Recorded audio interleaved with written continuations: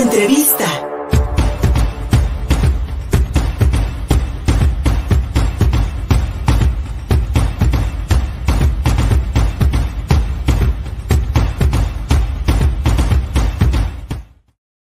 De la universidad al mercado laboral, la desigualdad de género en México, se nos fueron, desigualdad de las oportunidades, desigualdades también en los salarios, y es el análisis de la doctora Isabel Garrido Lastra, invitada de Beatriz Martínez Carreño, amiga del Observatorio Metropolitano de Puebla. ¿Cómo estás, mi querida Betty? Buenos días.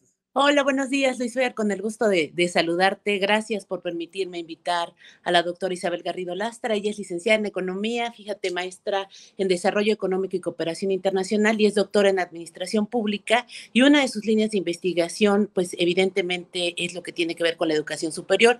Y justo hablabas de la deshumanización. Me parece que en términos de deshumanización, necesitamos educación para poder cambiar esta realidad social que trastoca prácticamente todos los temas que vemos en lo que tú nos expones o en las noticias cotidianas.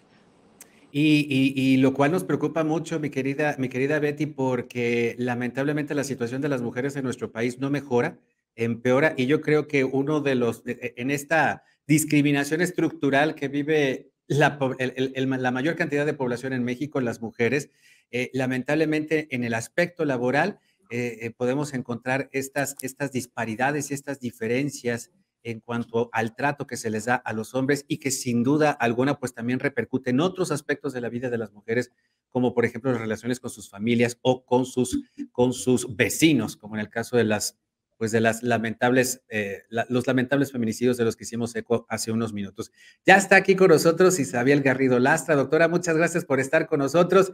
Ya Beatriz nos daba una introducción y esta desigualdad de género que encuentran las jóvenes estudiantes una vez que terminan la universidad, que muchas de ellas podrían sin duda alguna equipararse o superar a sus compañeros varones en cuanto a conocimientos, no es esta la realidad que enfrentan cuando están ante una empresa, ante el mercado laboral. Isabel, bienvenida, buenos días. Hola, buenos días, Luis Fernando. Sí, efectivamente, una disculpa por las conexiones a internet. Es un poco complicado estas nuevas medios de comunicación que establecemos. Efectivamente, hemos platicado con la doctora Beatriz un poco sobre esta investigación que realicé con la doctora Estefanía Tapia y decíamos cómo se incorporan las mujeres al mercado laboral, ¿no? Por una parte tenemos la población económicamente activa, que si bien sabemos parte de las mujeres es el 44% estimadamente, pero también por otro lado tenemos qué es lo que sucede con la educación superior, ¿no? Actualmente tenemos que solo el 24% del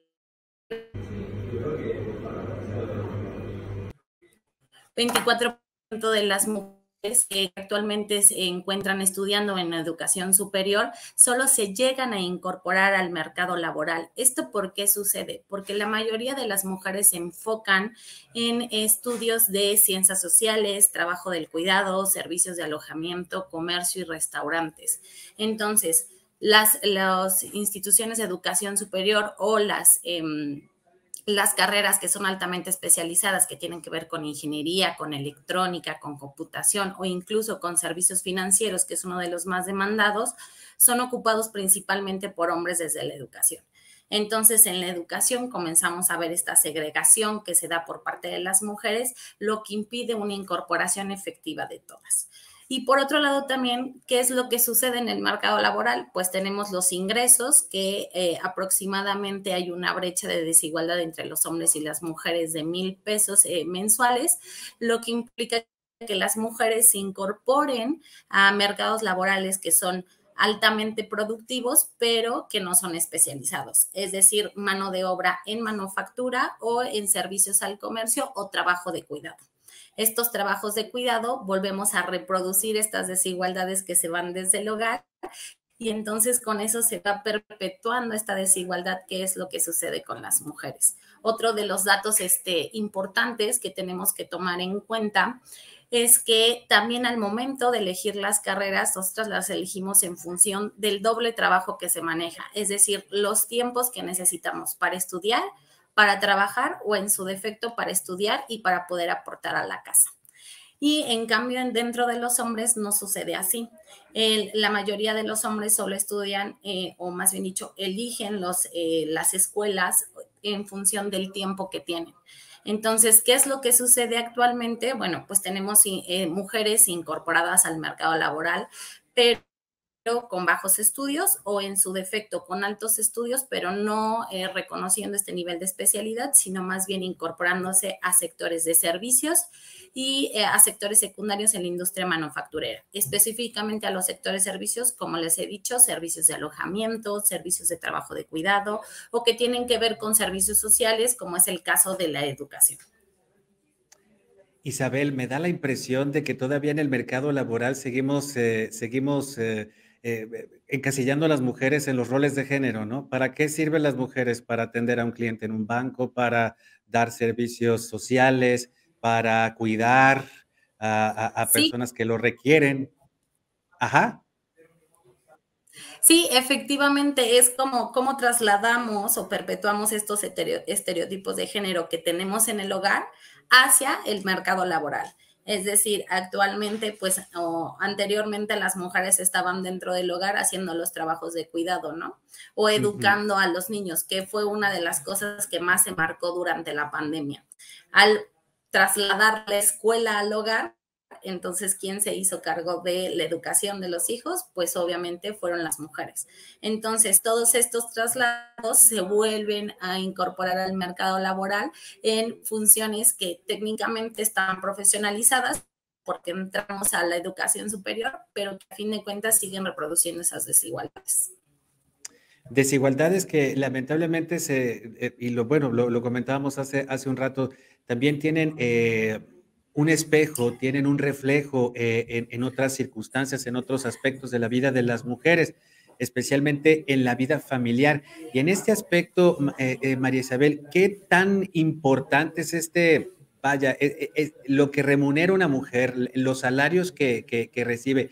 La percepción económica, qué tan importante es en el núcleo familiar, pero especialmente realmente a ellas les permite tener una vida digna y poder hasta cierto punto independizarse. Se nos fue Isabel. Tenemos una conexión ahí un poco difícil con Isabel, se nos fue. Mi querida Betty Martínez, yo creo Sí, que tenemos muchas reflexiones al respecto de lo que nos decía Isabel, ¿no? sí, fíjate, yo me quedaría con algunas cuestiones que ella Sí. comentó en términos de la economía del cuidado, la incorporación efectiva y, por supuesto, esto nos lleva a cambiar la realidad. Ojo, la suma de hombres y mujeres pueden y deben mejorar lo que vivimos y humanizar prácticamente todas estas demandas que estamos teniendo. Como bien lo dicen, nos encasillan, pero se ha hecho una lucha y un trabajo por cambiar lo que tiene que ver con esta desigualdad. Tenemos que seguir construyendo para poder ser mejores, hombres y mujeres, Luis. Creo que el Ujú. secreto está en no discriminar a nadie.